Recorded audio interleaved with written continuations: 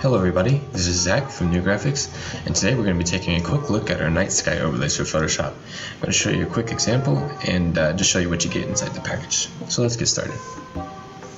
So as you can see here, we have 50 overlays inside this package.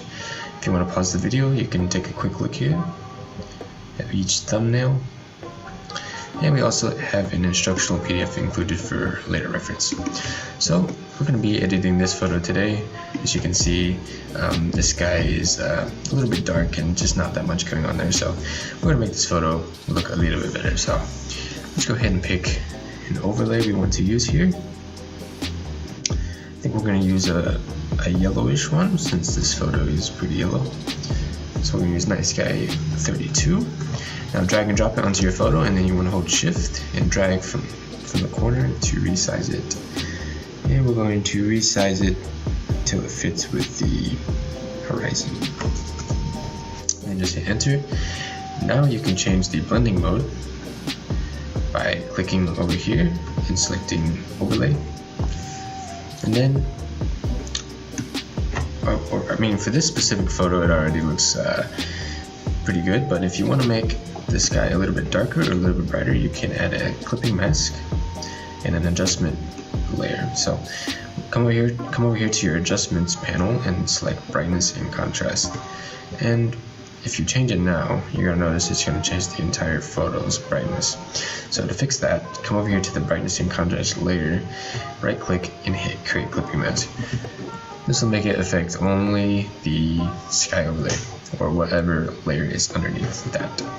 So in this case, it's only affecting the sky.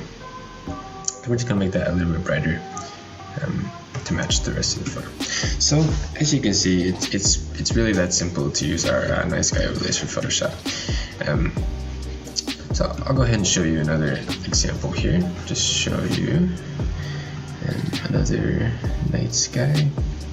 How about Night Sky 27? Go ahead and turn off the previous layer. Okay, so same thing. If you just drag and drop onto your folder and then resize it by holding shift and dragging, match it up with the horizon, then fit it like that. Okay, and once again, if you would like, you can change the blending mode to overlay. But in some situations you don't need to do that. For example, this photo, it's perfectly fine not to change the blending mode.